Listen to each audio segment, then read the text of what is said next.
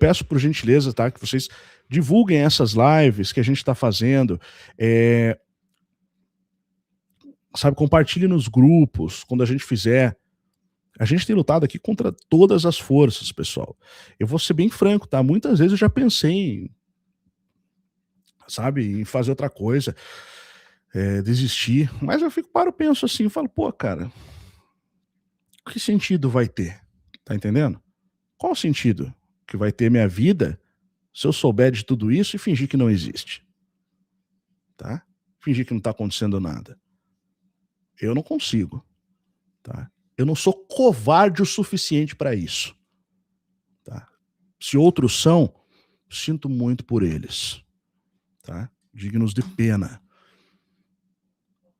Mas que voltem enquanto há tempo, façam algo enquanto podem, tá? Você pode. Você pode. Não deixe que os outros digam que não, tá?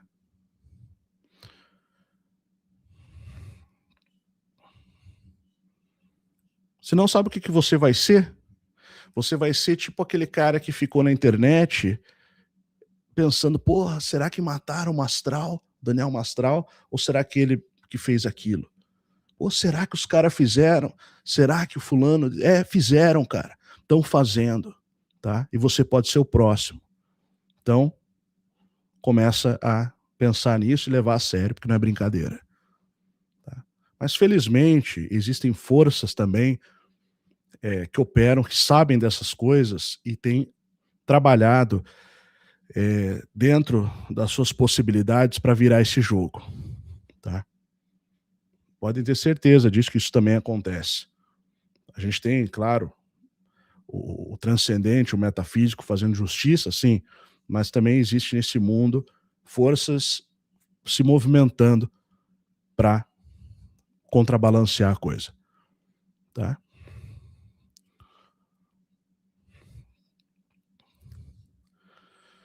Bom, mas um dos problemas que a gente tem enfrentado é a clara censura dessa plataforma aqui. A clara censura dessa plataforma. Então é muito importante que você, que sabe que a gente está fazendo um trabalho, fale desse canal, compartilhe esse canal, tá? Mostre os vídeos, enfim, compartilhe. Tem um canal de cortes agora também, cortes do Além da Nuvem, né? A gente retomou, tá? Fazendo mais lives agora. Tá, uma outra situação que está ocorrendo agora no mundo também é a questão da BlackRock, né? Não sei para quem viu aí, tá? O mercado de crédito privado de 1,8 trilhão de dólares enfrenta onda de resgates. Gigante BlackRock é o primeiro a fechar as portas, entre aspas. Não quer dizer que ela fechou a empresa, quer dizer que ela começou a fechar as portas do crédito. Veja bem, essas empresas, elas são EFTs, né? Elas são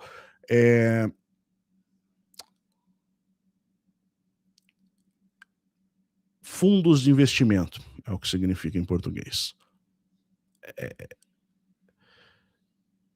Exchange Fund Trading, né? Ou ETF, Exchange Trade Fund. Agora não me lembro a sigla em inglês, mas os fundos de investimento, ou seja, eles gerenciam basicamente diversos fundos de investimento que compram ações de várias empresas ao mesmo tempo. Tá? Então, basicamente é o grande negócio da especulação, é onde está o dinheiro de fato, né? Então, essa é a maior, né? Ou já foi a maior, agora parece que é a segunda maior empresa de investimentos do mundo. Tá? Foi ultrapassada em alguns segmentos, mas está ali nas cabeças, ou ainda é a primeira. Tá? Talvez já foi ultrapassada em um segmento específico, mas não em tamanho, né? Não importa. Então, a Brazilian News, isso aqui é notícia de 8 de março, tá? Ontem, portanto. A Brazilian News conseguiu apurar que a maior gestora global de ativos alternativos está diante de uma escolha dolorosa. Ou impede que os investidores saiam dos fundos de dívida privada e enfrenta uma possível reação negativa ou atende aos pedidos de resgate, contrariando seus princípios fundamentais. Tá? Então, basicamente, aqui a gente vai ter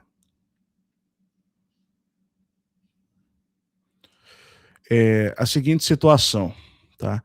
A BlackRock está limitando as retiradas de dinheiro. Tá? Ela fez a maior... ela está... Bom, vou explicar o movimento. Né? A maior gestora de dinheiro do mundo, ela gere grandes capitais de pessoas muito ricas, bilionários, milionários, né?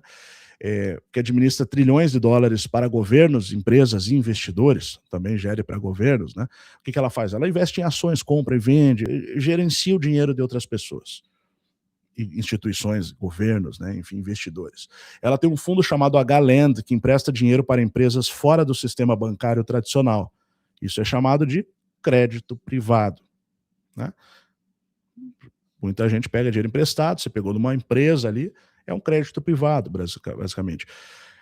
Então, o que acontece agora é que muitos investidores têm ficado com medo por mudanças do cenário, começaram a tirar o seu dinheiro do fundo ao mesmo tempo. Sabe aquele problema de muitas pessoas sacando seu dinheiro rapidamente de um banco? Isso leva ao banco a quebrar? Então, gera um efeito manada. Todo mundo entra, todo mundo sai correndo de uma situação. Então, basicamente é isso. O fundo recebeu pedidos de retirada de 1,2 bilhões de dólares de repente, e o fundo não tinha, esse fundo da BlackRock, o H-Land, não tinha liquidez o suficiente para pagar todo mundo imediatamente. Então, a BlackRock fez uma coisa. Ela limitou as retiradas de dinheiro das pessoas que tinham o seu dinheiro investido ali. Olha o BO se aproximando. Você lembra da crise de 2000 e... Que ano que foi? 2008, 2018? 18, né? Peraí. Crise de 2000 e... Me fugiu o ano agora. Teve aquela crise, a crise do setor imobiliário, né? Da bolha imobiliária dos Estados Unidos. Então, o que aconteceu? Primeiro, os bancos começaram a quebrar. Lehman Brothers, entre outros ali. Deixa eu só ver a crise de 2018, né? Só para não falar. Crise de... Isso, 2018.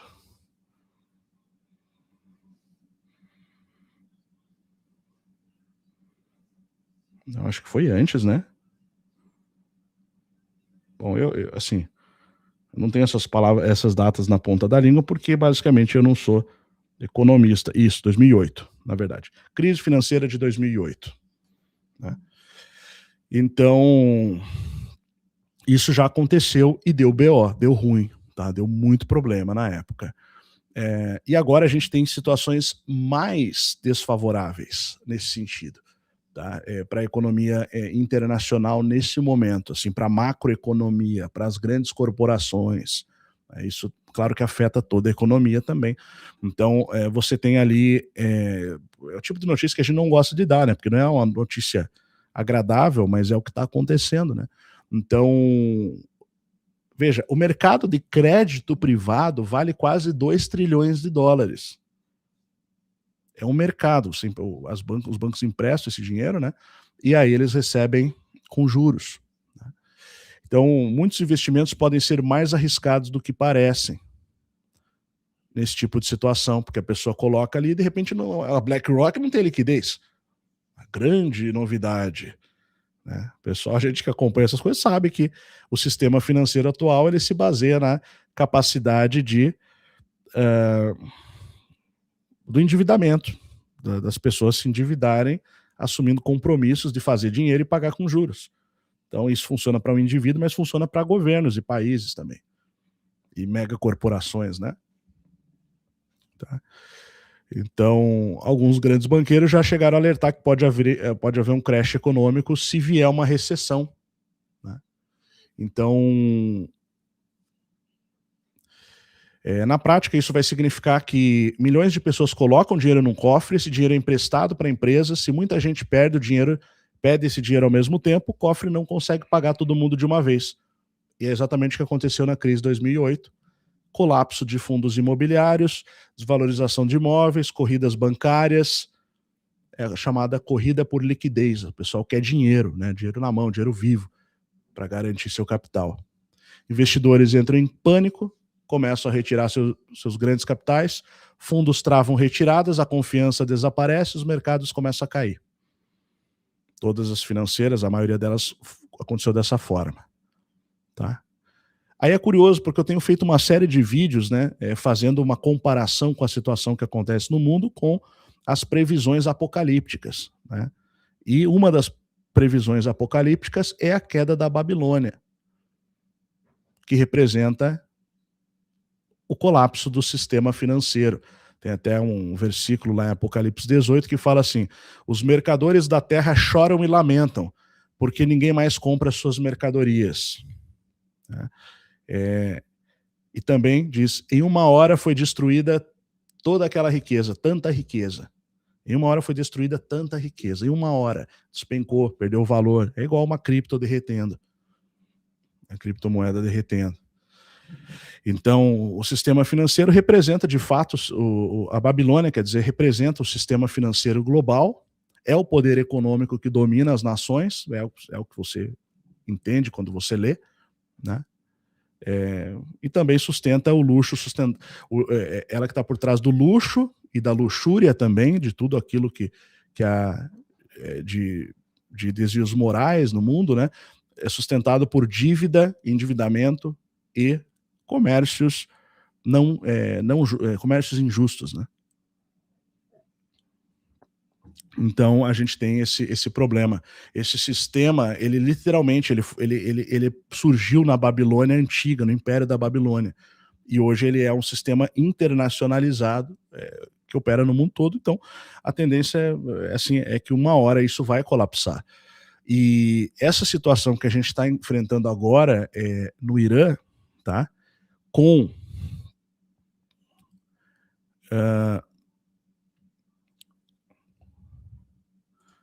essa questão da BlackRock, tempestade no crédito privado, também aqui, deu uma notícia de 6 de março. Tempestade no crédito privado bate a porta da BlackRock, a maior gestora do mundo. Tá? Então, mesma notícia, basicamente, a Galenda, ali, o fundo, tal, problema. Tá? Então, aí, a gente vai ter uma situação que começa a acontecer ligada à queda do preço do petróleo, né? Atualmente, ou melhor, a queda da produção do petróleo, a queda de petróleo disponível no mercado, né?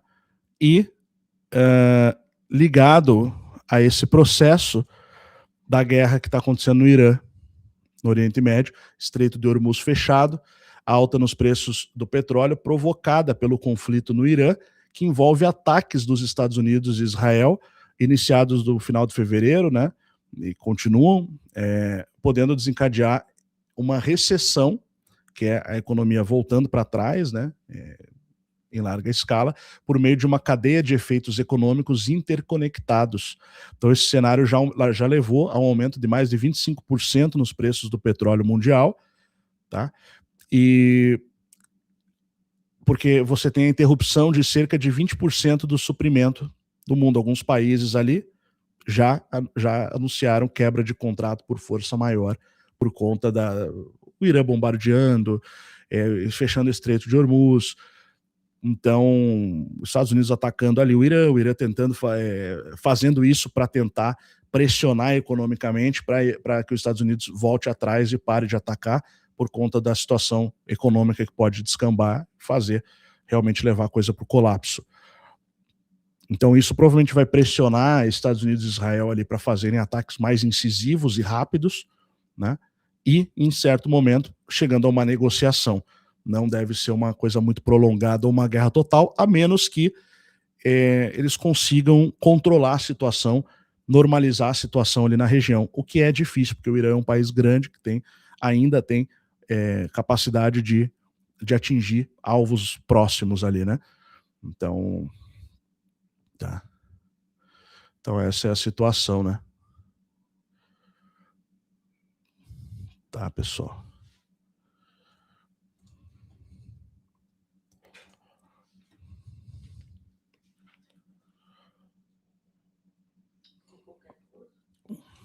Tá, eu vou ver aqui o que o pessoal está comentando no chat, tá? Então essa é a situação do momento aqui, né? A situação que está acontecendo agora, tá? Então, lembrando que aqui o canal Além da Nuvem não tem patrocínio de grandes empresas, tá, pessoal? Nosso trabalho é independente e o que mantém a nossa pesquisa, tanto do canal Além da Nuvem quanto do Instituto, que já conta com mais de 4.000 alunos. Veja bem, tá? Pelo país, é o próprio Instituto São Brandão, né, que resgata as verdades históricas que têm sido apagadas aí há muito tempo por aqueles que ocultam as coisas. Tá? O Instituto São Brandão é o antigo Instituto Licentia, é o mesmo instituto, até está no lema lá, no slogan ali, Licentia ad Scientia, né? A licença para o conhecimento, tá? É o Instituto Licentia, ele só mudou de nome. Então a gente escolheu homenagear, né, São Brandão, que foi um navegador que cerca aí de 800, 900 anos antes aí de Cristóvão Colombo, de Pedro Álvares Cabral, teria chegado a locais que sim influenciaram aquela ilha que era chamada de Brasil pelos celtas e depois acabou servindo para batizar o nosso país como Brasil, tá? Sim, São Brandão tem toda essa importância que você que a gente dá, tá? E eu vou fazer um vídeo futuramente respondendo a um vídeo que foi feito pelo canal Estranha História, né? Do Henrique Caldeira, que é um bom canal, né? Tem muita coisa interessante, mas nesse assunto em específico ele deu uma patinada ali e eu vou mostrar com fontes, vou trazer um livro que ele não conhece provavelmente, né, que mostra, sim, que a influência celta é direta no nosso país. No nome, é mais antigo o conhecimento, de fato, ele chega a falar ali dos mapas do século XIV, mas o buraco é mais embaixo e tem mais informação, que ele fez um vídeo sobre esse assunto, a origem do nome Brasil, no final das contas, né? E acaba um pouco discordando, ele até provavelmente já deve conhecer o Instituto São Brandão, e na hora que ele fala de São Brandão, ele chega a dar uma risadinha, não, São Brandão, o pessoal fala muito de São Brandão, a gente fala de São Brandão, porque justamente o nome Brasil foi das Ilhas Míticas de São Brandão. Muito importante na literatura celta, literatura arturiana também, o Rai Brasil, ou Ri Brasil, né? Ilha Brasil.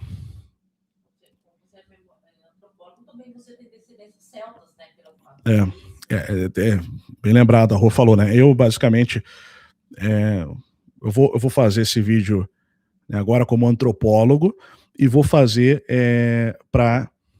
É bom lembrar também que eu tenho descendência celta, né? Da região da Galícia, do norte da Espanha, ali, divisa com Portugal, de onde veio o rei Dom Afonso Henriques, né? Diga-se de passagem, que fundou Portugal, do condado portucalense. Tá? Então, assim, é uma coisa que eu me interesso, né? Esse assunto me interessa, então eu tenho algumas fontes interessantes para jogar nesse debate aí. Né? Então, o Brasil, sim, São Brandão tem essa importância toda, sim, senhor, e é justamente por isso que a gente resolveu falar, né, desse grande personagem, esse ilustre personagem,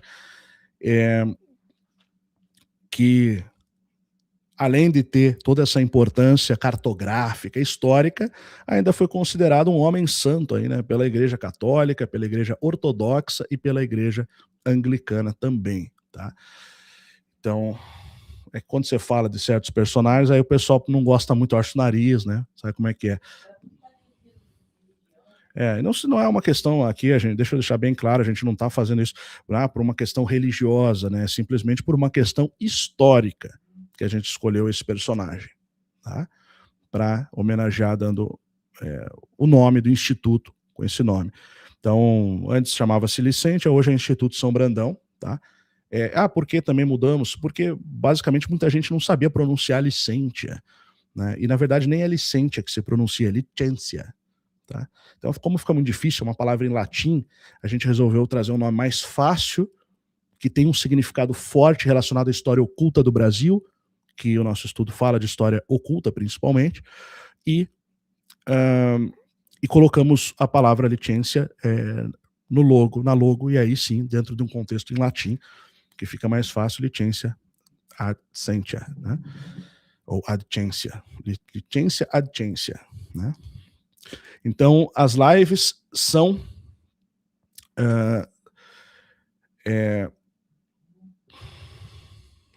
os nossos livros, né, os nossos conteúdos, eles são basicamente de venda direta do Instituto São Brandão, tá? Eles são distribuídos pela nossa equipe daqui mesmo, então por isso eu posso autografar, tá? A gente não está mandando eles por meio de uma plataforma internacional, não, é feito aqui, é enviado por aqui, tá? Tudo processo bem raiz mesmo, tá? Então é assim que a gente mantém esse trabalho operando, já indo aí para 7 anos de instituto, tá? Então, assim, graças a você que faz parte, que prestigia, que nos acompanha, tá? Você que é aluno, nosso imenso muito obrigado, tá? Porque sem você isso não seria possível. Eu deixo isso muito claro, sabe? Não é porque é só a nossa vontade, não. Isso é uma coisa que depende da união fazendo a força, literalmente, e não açúcar, né? Açúcar também, mas aí é outra coisa. Bom, então os nossos patrocinadores basicamente são vocês, né? Os alunos, os inscritos, os parceiros, tá? Então, sobre a Tartária, a gente vai ter uma série de teorias ali que eu vou trazer nesse livro, né? Tá? Como pesquisador, como antropólogo, nesse assunto na internet. Tá? Então, o pessoal fala, mostra aí o diploma. Mostra, eu já passei, já tenho meu trabalho de graduação, já aprovado com quase nota 10, com um tema extremamente controverso, que logo eu vou trazer aqui para mostrar. Felizmente foram muitos anos, né? Então eu não sou um cara que veio lá, sabe? Fiz faculdade porque mãe e o pai quiseram que eu fizesse faculdade naquela época. Não, basicamente eu entrei na academia depois que eu já tinha o canal, que eu já fazia todo esse trabalho de forma autodidata e resolvi entrar. Porque assim, como eu falo sempre, né? Se não der para incomodar, não tem graça. Então a gente tem que entrar ali realmente para fazer as coisas mudar por dentro. Pode ser difícil, é um trabalho cansativo, árduo, então a gente faz o nosso trabalho aqui fora, faz o nosso trabalho no instituto, mas tem que ter o trabalho acadêmico também, para a gente poder confrontar essa grande muralha institucional que existe na educação. E, consequentemente, nos falseamentos históricos, como, por exemplo, a da Tartária ou da verdadeira história do Brasil. Tá? E é importante citar que a gente foi, eu acredito que o primeiro canal a falar de Tartária sem filtros aqui na internet, tá? Brasileira.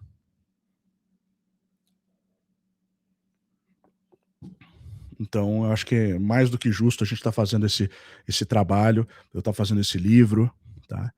Tá bem legal mesmo, coisa diferente mesmo, bem explicadinho, pega um mapa, daí pega aquela parte do mapa, daí explica o contexto, daí, sabe, não vai ter, assim, ó, é para você guardar mesmo e mostrar para outras pessoas depois que o reset chegar.